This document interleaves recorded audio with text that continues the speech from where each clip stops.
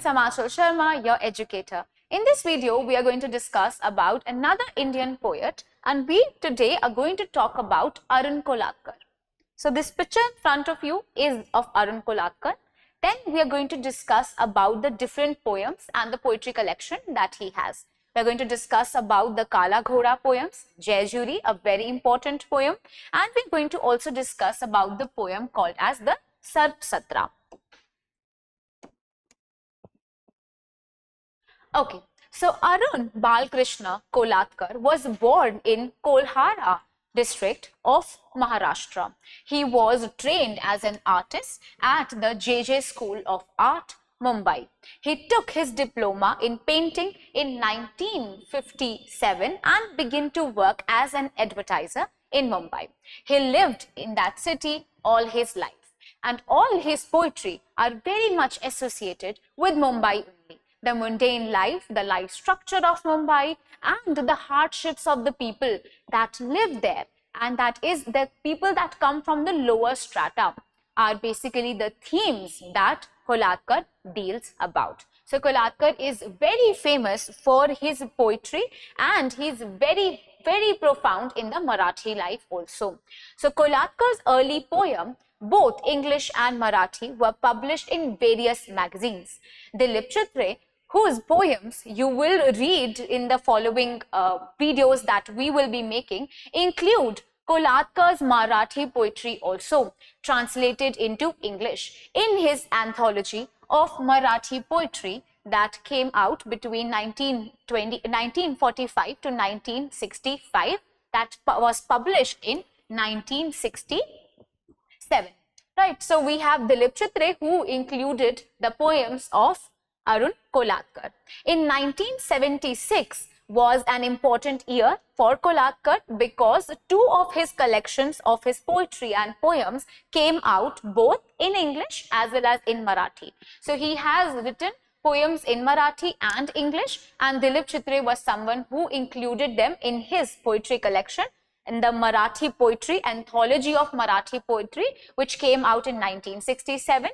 And in 1976, which was a very important year, he wrote the poetries which were published both in English and Marathi. And they were published. The book of English poems was called as Jai Juri, and his Marathi poems was published under the title of the Arun Kolatkar Kavya. Right. So this, the very next year, you also observe that he was someone who won the Commonwealth Poetry Prize for his poetry, Jai Juri also. So Jai Juri is a very important poetry collection or a poetry that he has written, and this came out both in English as well as in your Marathi. So for the Marathi poetry, you have Arun Kolatkar's poetry as the title, and for the English, the name was given as Jai Juri. Now, the poets and the critics, including Naseem Ezekiel and Salman Rushdie, have praised Jai Juri highly.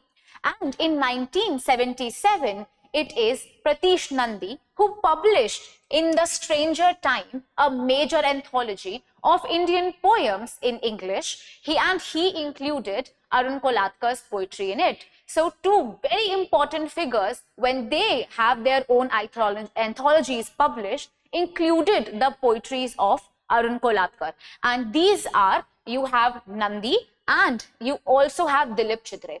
So these two figures have been including the poem and the poetry collection, the poetry that we have associated with Arun Kolatkar. Then, so in 2004, we observed the year in which Arun Kolatkar died. Two collections of his poems, Kala Ghoda and the Sarp Satra, appeared around that time only. Kolatkar also translated the poems of Marathi saint poet Tukrama in English. He received Sahitya Academy Award for his Marathi poem entitled A Soaked Notebook. So there's a Marathi poem, and the English name that you need to remember is A Soaked Notebook, and he received Sahitya Academy Award for this poetry as well. So these are the few things that you need to remember. Let us quickly revise these things and then we will jump So this is Arun Kolatkar. As I told you, Arun Balkrishna Kolatkar was born in Maharashtra and he is very much associated with the Artist Academy. He was a trained artist from the JJ School of Art, and he was also a painter, and then he began to work in Mumbai as an advertiser. He lived in the city of Mumbai all his life, as I told you.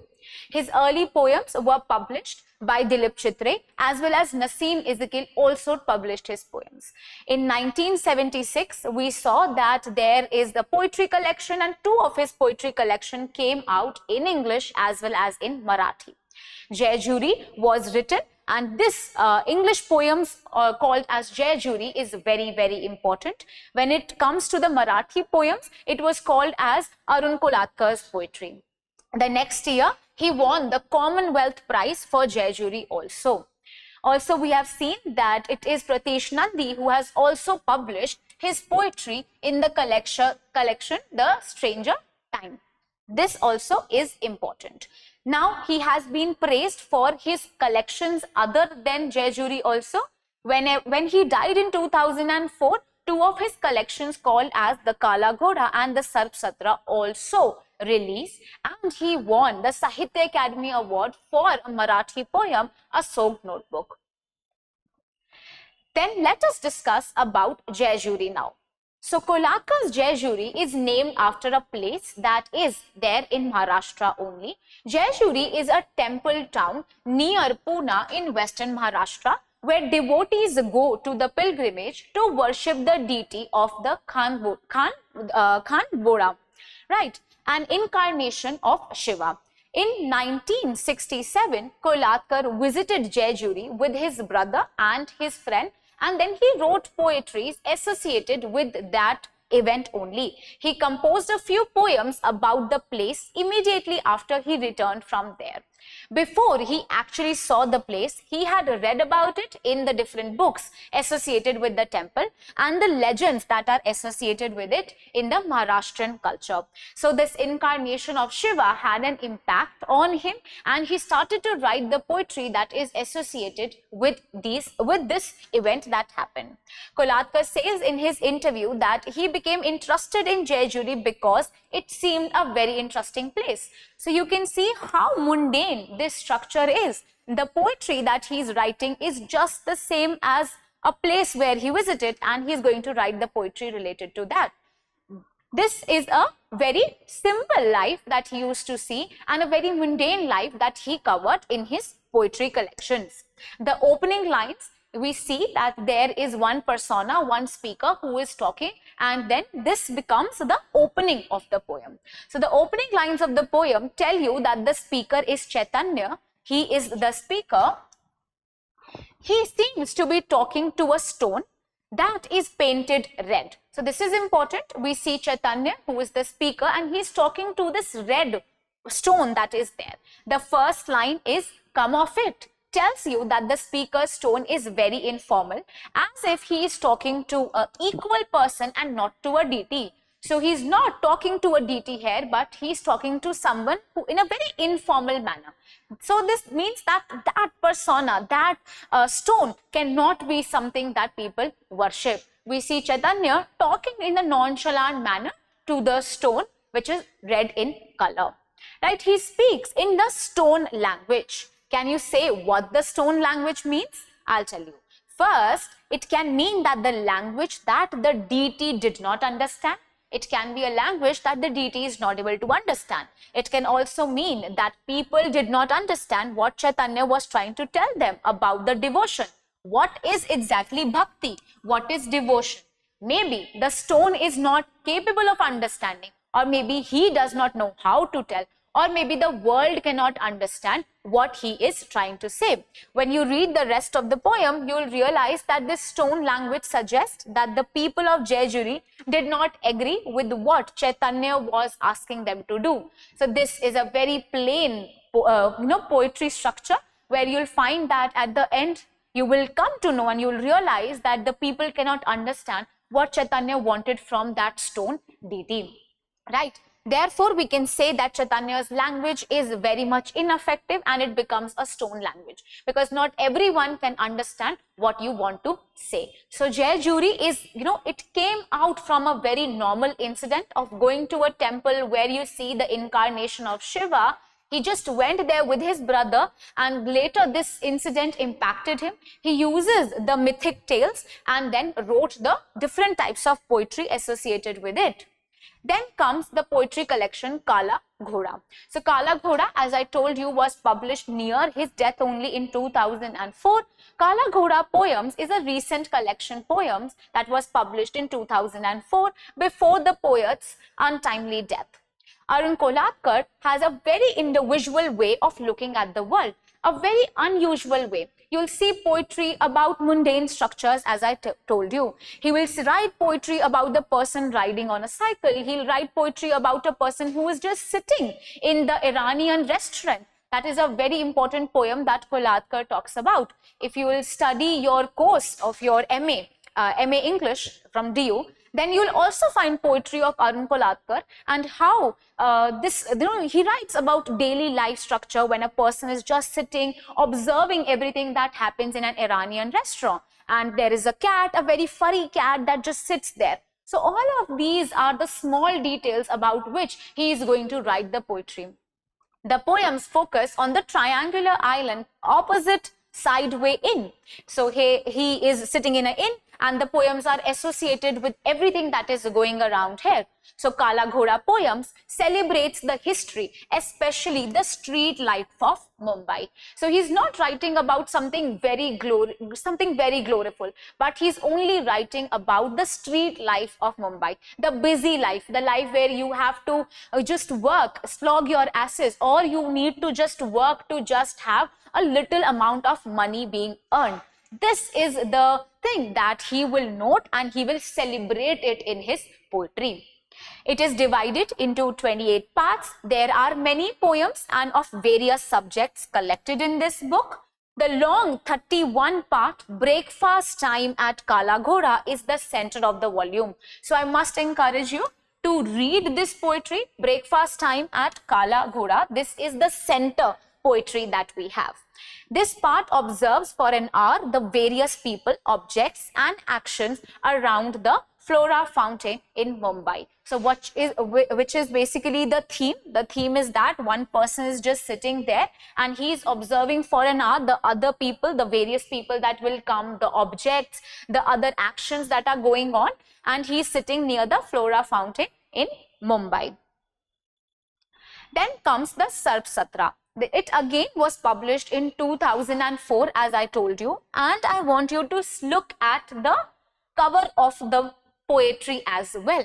So this poetry, Sarp Satra, came out in 2004 and written by Arun Kolatkar. This is the picture, or this is the front page of the poetry. As I told you, Arun Kolatkar was an artist also. He paid very small, minute details of the structure in which he is writing, and also the front page of his poetry. And this front page, a lot of critics have said, is very much designed by Arun Kolatkar only. And this S is here stands for Sarp Satra.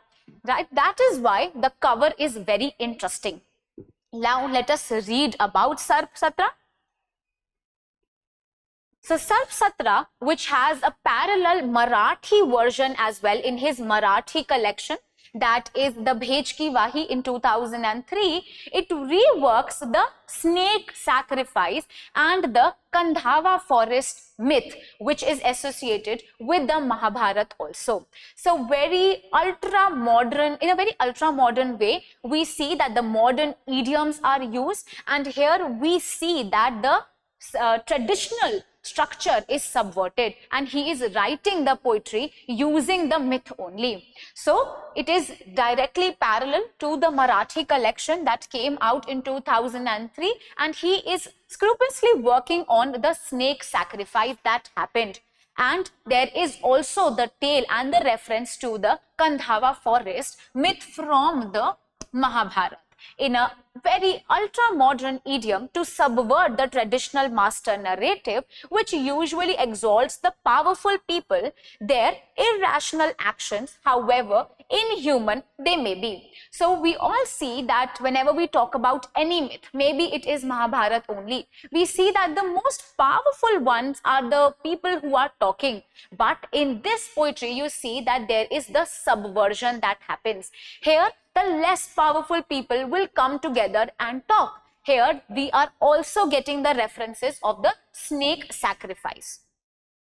The poet cleverly deploys the myth of the snake sacrifice in the Mahabharata, where the king Jamna decides to avenge the assassination of his father Prakshit by the snake Taksha, by performing the snake sacrifice, which would drive all the snakes in the world to immolate themselves in the sacrificial fire. So this is the basic theme of the poetry, and you see that there is subversion.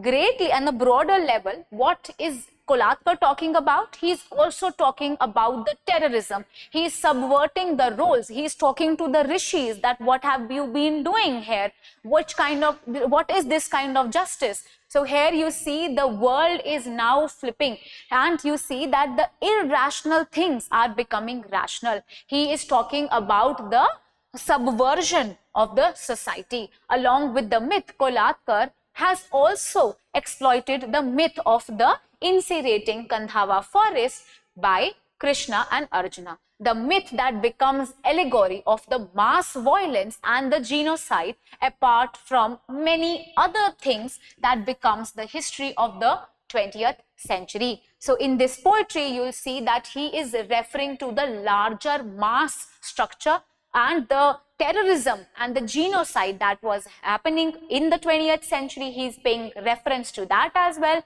He is subverting the myths. He is using the mythic tales of the Kandhava forest, where you see Krishna and Arjuna also, and also the snake sacrifice is something that he exploits. We also see a feminine snake coming forward and talking. When such a power is given to a snake, you see that the role reversal is happening. There is the question that is asked to the rishis. There are questions being asked to the people who think that they are at the higher stature, right? So there is complete role reversal and churning that is seen in the poetry, which is beautifully depicted by Arun Kolatkar. Let us now quickly revise. So we discussed about Jaijuri. Jaijuri is a place in Maharashtra. As I told you, it's a temple of the incarnation of Shiva, and in 1963 Kolatkar visited the place with his friend and his brother, and he was so inspired by it that he wrote the number of poetries related to that incident only. At the very beginning, we see Chaitanya talking to a stone, and it is of course your belief whether you take it the stone as a deity or a mere stone that was red in color.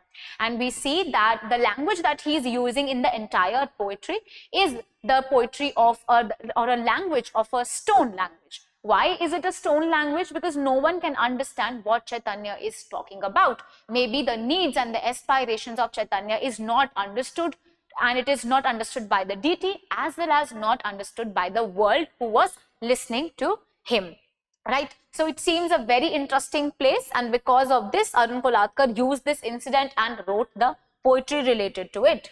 Then comes the Kala Ghoda poems. These poems are divided into 28 parts. The long 31 part is the center, and it's a very interesting poetry. It talks about the breakfast time at Kala Ghoda, and you will observe that mostly he is talking about the mundane life, the street life of Mumbai, where the person is just cycling around the streets, or maybe they are just talking to one another. He is sitting in an Iranian restaurant, or maybe he can sit near the Flora fountain in Mumbai and observe the street life. Then the artist in Kolatkar also was seen when he drew this very interesting page of the front page of his poetry collection called as Sarp Satra. It came out in 2004 only. It talks about the myths that are associated with the Kandhava forest and the snake sacrifice, and he is talking about the bigger terrorism and the bigger things that are associated with the 20th century that needs to be solved. Right. So these were basically the few things that you should remember about Arun Kolatkar, an Indian poet who has been brilliantly, who is very brilliant and brilliantly shows the mundane life of the streets of Mumbai. He has been, and his poetry has been included by different other poets also in their own anthology, and he has also received Commonwealth Prize as well as the Sahitya Academy Award. Hence, he is one who should be at your fingertips. I hope you like the video. If you have any doubt, you can write it in the comment section and I'll surely reply to you. Thank you.